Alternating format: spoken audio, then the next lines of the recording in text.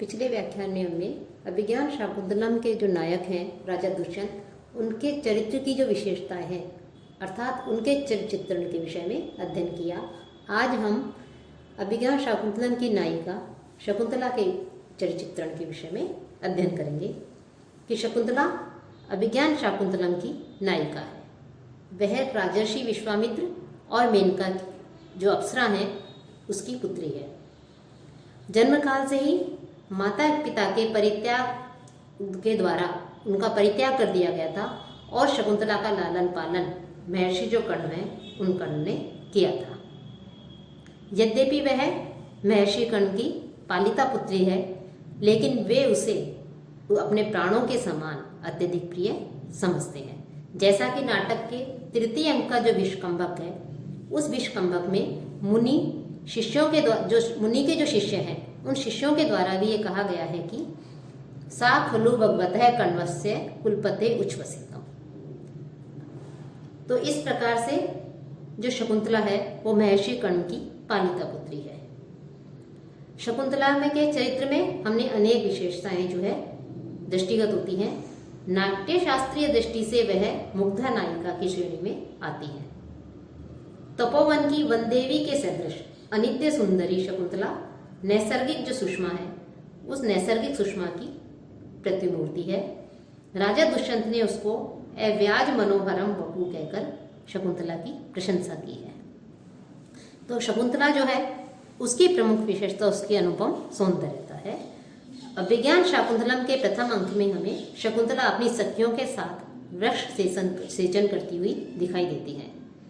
वह लगभग 16-17 वर्ष की एक कन्या है जिसमें अभी अभी यौवन के लक्षण दृष्टिगोचर हो रहे हैं। अप्सरा की पुत्री है, चूंकि वो मेनका नामक अप्सरा की पुत्री है, इसलिए अप्सरा पुत्री होने के कारण उसका सौंदर्य अनुपम है।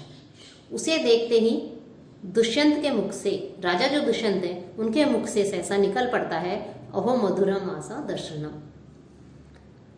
और जब शकुंतला का जन्म व्रत ज्ञात होता है, जन्म व्रत ज्ञात होने पर ही राजा दुष्यंत जो है उसे स्वीकार करते हैं और स्वीकार कहते हैं कि मृत्यु लोक में किसी भी स्त्री में ऐसा सौंदर्य कहाँ से हो सकता है।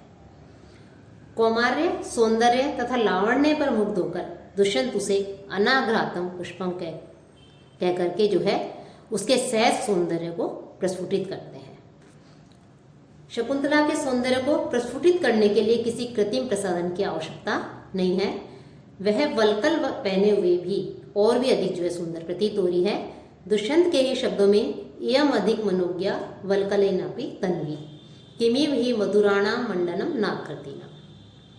यौवन के प्रभाव से जो शकुंतला के अंग हैं उन अंगों में असाधारण लावण्य उत्पन्न हो रहा है कि शकुंतला जो है वो अत्यधिक सुंदर है, अनुपम सौंदर्य की धनी है कि ऐसा प्रतीत होता है कि जगत त्रय सृष्टा जो ब्रह्मा है उन ब्रह्मा ने अपनी सौंदर्य कल्पना को साकार रूप देने के लिए समस्त सौंदर्य सामग्री को लेकर के अपनी चित्र की तुलिका से शकुंतला रूपी सजीव चित्र का उन्होंने निर्माण किया है। शकुंतला दैवी सौंदर्य से परिपूर्ण है, उससे ओतप्रोत है। भला मानवीय सृष्टि में दैवी सौंदर्य के दर्शन जो है वो कैसे हो सकते हैं। प्रभा से तरल ज्योति क्या पृथ्वी से उद्भूत हो सकती है? नहीं हो सकती। कि मानुषीषु कथम वा स्यात् अस्य रूपस्य संभव है न प्रभा तरलम ज्योति उदिति वसुधा तला, जैसा कि प्रथम अंक के इस श्लोक में बताया गया है। शकुंतला के सौंदर्य में एक ऐसी नैसर्गिक प्रखरता एवं दीप्ति है कि उसे किसी भी सुंदरता को बढ़ाने के लिए कृत्रिम साधनों की आवश्यकता नहीं है। उसका रूप आभूषणों का दास नहीं है, अपितु आभूषण जो है वो उसके दास है। और उसके शारीरिक सौंदर्य को उसकी लज्जाशीलता, शालीनता तथा सरलता आदि जो आध्यात्मिक गुण हैं उन गुणों ने उसके सौंदर्य को महनीय बना दिया है। शकुंतला अनुपम सुंदरी है जिसका अनिध्य रूप में सारे नाटक में दिखाई देता है, चित्रित है। उसका शरीर नैसर्गिक सौंदर्य से युक्त है। शकुंतला दुष्यंत के प्रभावपूर्ण सौंदर्य, मधुर आलाप तथा भ्रमर से रक्षा करने के प्रति जो भावना है, उस भावना के कारण ही वह उसकी ओर आकर्षित होती है और उसके हृदय में आकस्मिक एवं अप्रत्याशित रूप से अननुभूत प्रेम विकार का आविर्भाव होता है, जिसके संबंध में उसे स्वयं भी आश्चर्य होता है और सखियों का जो परिहास है वो उसकी प्रेम भावना को वहां पर उद्दीप्त करता है। तो शकुंतला का जो सौंदर्य है, उस अनुपम सौंदर्य की व्यंजना जो है हमें यहाँ पर दिखाई देती है। साथ ही शकुंतला का एक महत्वपूर्ण गुण है अनुपम सौंदर्य के साथ साथ जो है उसकी लज्जाशीलता, कि जब हम अभिज्ञान शाकुंतलम का अध्ययन करते हैं तो हमें शकुंतला के चरित्र में सर्वत्र ही उसकी सुशीलता की, लज्जाशीलता के दर्शन होते हैं। तपोवन की कन्या होने के कारण उसने सादगी, पवित्रता तथा निश्चलता जैसे सद्गुणों को ग्रहण किया है और युवती होने पर भी वह काम विकार से सर्वथा रहित थी। जब वो राजा को दुष्यंत को देखती है तो उसके मन में प्रथम बार काम का विकार उत्पन्न होता है, जिसको वह तपोवन के आचरण के विरुद्ध समझती है। वह काम व्यथा से पीड़ित होने से दुर्बल हो गई है, फिर भी अपने मन की व्यथा को अपने मन के अंदर ही वो छिपाए रखती है और सखियों के बार बार अनुरोध करने पर भी वह अपने मनोभावों को दुष्यंत के सामने व्यक्त करने का साहस नहीं कर पाती।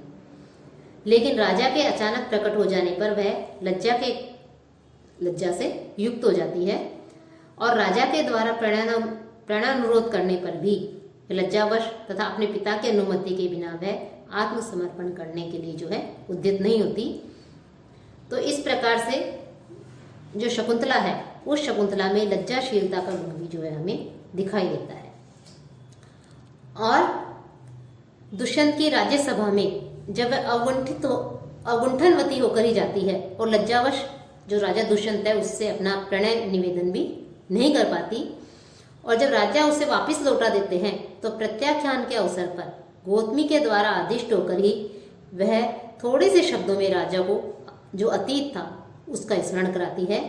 लेकिन राजा तथा तपस्वियों के द्वारा तिरस्कृत हो जाने पर वह जो है वहां पर रोने लगती है, रुदन करने लगती है। लेकिन उस समय भी, प्रत्याख्यान के समय भी वह अपनी गरिमा और शालीनता को, जो लज्जाशीलता को नहीं छोड़ती है।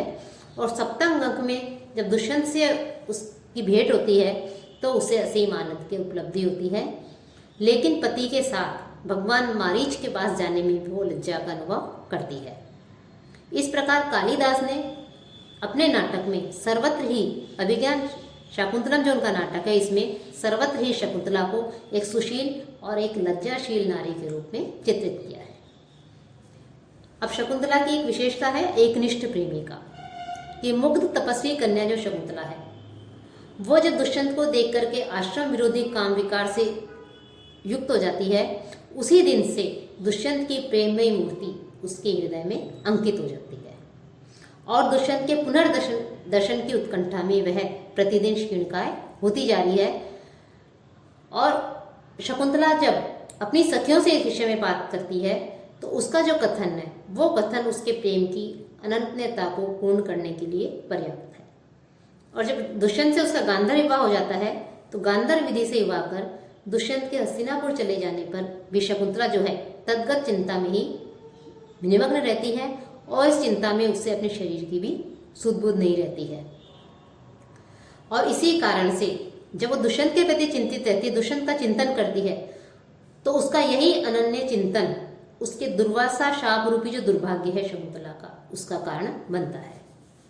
और पंचम अंक में दुष्यंत से जब वो तिरस्कृत होती है तो तिरस्कृत होने पर भी शकुंतला उसका अहित चिंतन नहीं करती है और उससे तिरस्कृत होकर शकुंतला अपनी माता मेनका के साथ हेमकूट पर्वत पर चली जाती है और एक परित्यक्ता लेकिन पतिव्रता भारतीय नारी के का जो अनुरूप जो आदर्श जीवन है, जो तपोमय जीवन है, उस तपोमय जीवन को वो शकुंतला वहां पर जो है व्यतीत करती है।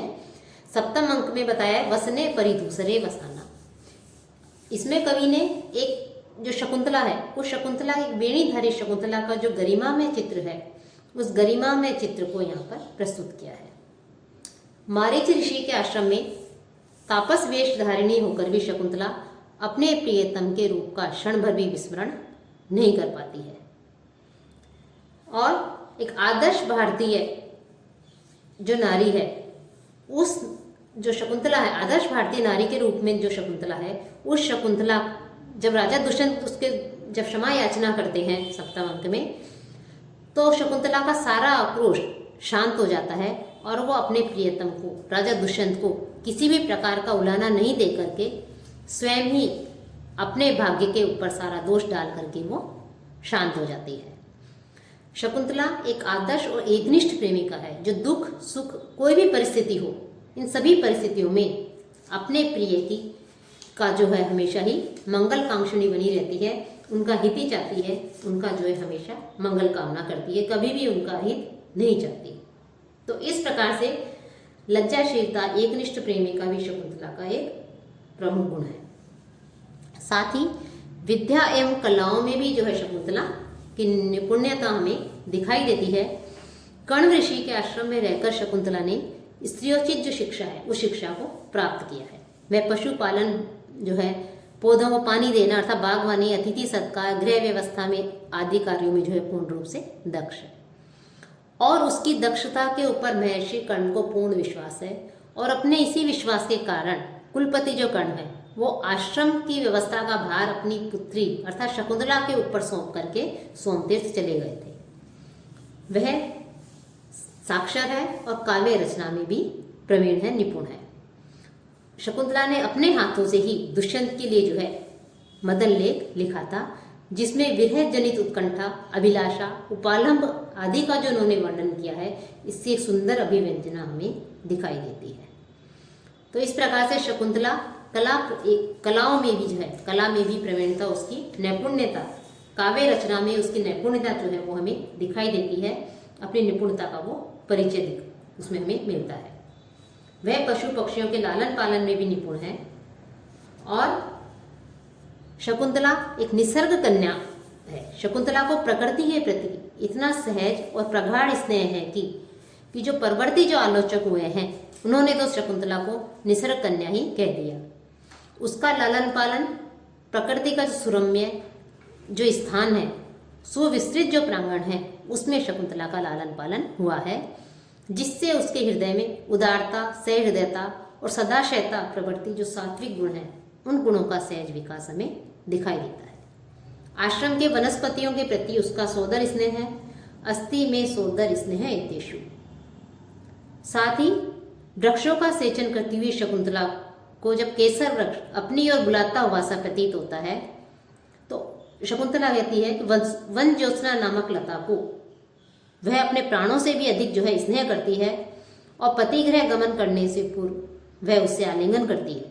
यह हमें चतुर्थ अंक में उसका जो प्रकृति प्रेम है वो हमें वहां पर दिखाई देता है।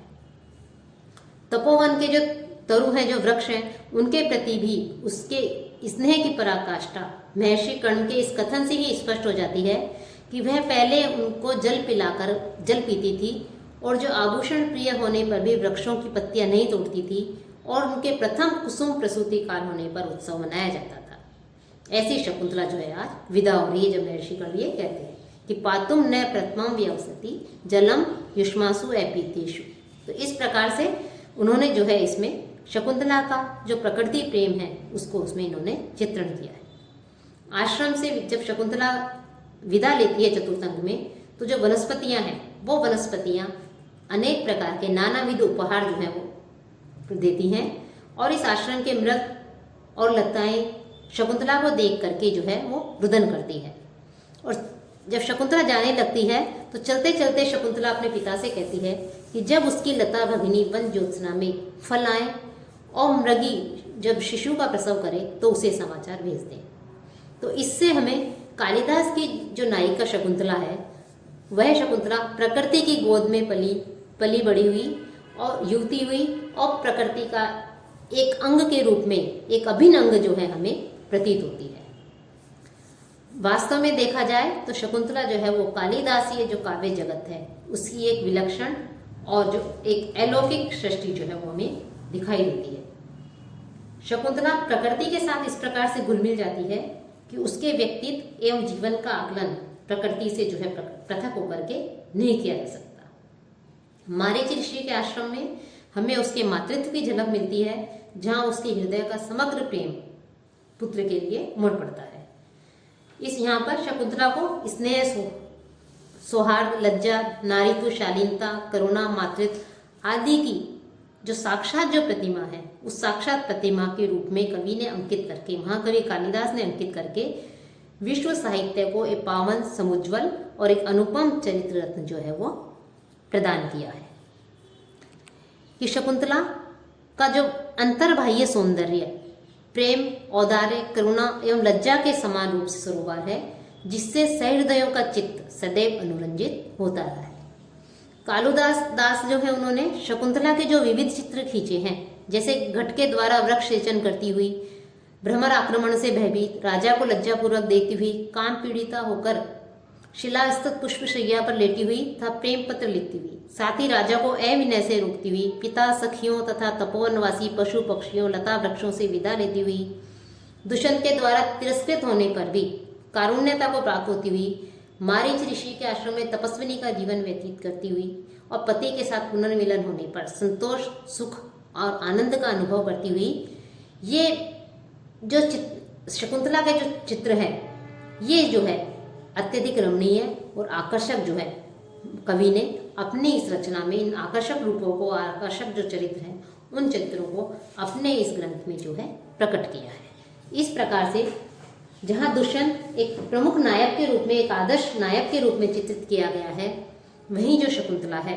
उस शकुंतला को एक प्रकृति कन्या के रूप में, प्रकृति पुत्री मान करके, निसर्ग कन्या के रूप में मान करके जो है शकुंतला को एक सुंदर रूप में, उसके गुणों को जो है एक मुग्धा नायिका, आदर्श प्रेमिका, पतिव्रता नारी के रूप में जो है यहाँ पर चित्रित किया है और शकुंतला को एक आदर्श चरित्र के रूप में यहाँ पर कवि ने रखा है।